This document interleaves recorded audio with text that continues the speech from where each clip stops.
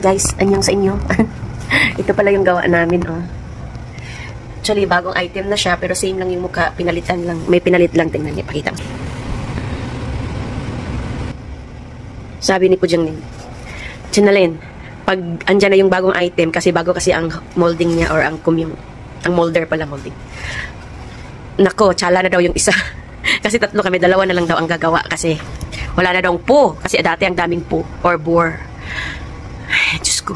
Puro naman kami rework ngayon. Wala ngang po. Malinis tingnan pero ang daming problema. Mas masakit sa ulo. Ang problema niya is yung mga...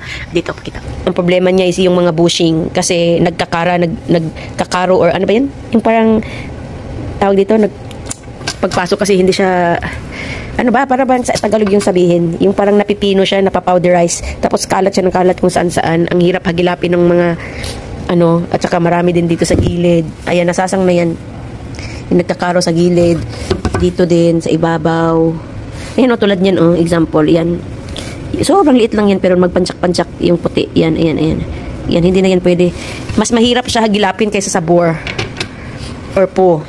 Mas mahirap siya at mas masakit sa mata, mas masakit. At saka, ang daming stress. Dati, nung unang dating ko dito, mas gusto ko pa yung trabaho ko kasi, ano lang, utos-utusan ka lang. Di ba? Parang mas maganda yung ganun, utos-utusan ka lang. Magsasang lang ako.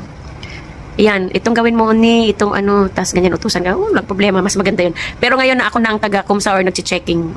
Huminto kasi, pagdating ko kasi dito, after mga ilang weeks, wala pa yatang isang buwan, or after a month, huminto na yung nag-checking dito, kasi umuwi ng Cambodia.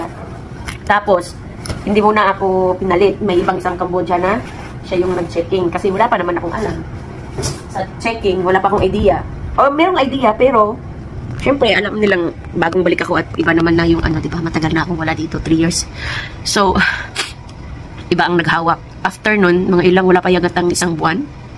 Ako na ang pinahawak. Tapos, yung kasama ko na humawak bago yung umuwi, after nung umuwi, siya na yung parang naging alalay. Siya na yung parang nasa gitna na nagsasasang. Ako na yung nakaka-stress pag ikaw yung hawak, may hawak ng ano, lalo na ikaw nag-checking kasi parang responsibilidad mo lahat. Tatawag, ito yung bilang ng ano, yung saryang ng ganito, pakipasa, ito, tawag doon, tawag dito, tapos pag may mga ganito, ganyan, si Chiburichi, number 1 kang kakain ng yukmogo. Kakain ng yukmogo, mogo na nga ikakain pa. Number 1 kang pagagalitan sa lahat sa'yo kasi parang ikaw yung may pinaka-responsibilidad, yung mga kasama mo parang tao-tao lang. Actually, dalawa lang kami ngayon kasi rework, puro nga rework yung gawa namin kasi nga bago ang molder, ang daming problema. Makakainis, mas nai-stress ako sa item na to. Tsaka actually, binoni ako sa ibang ano,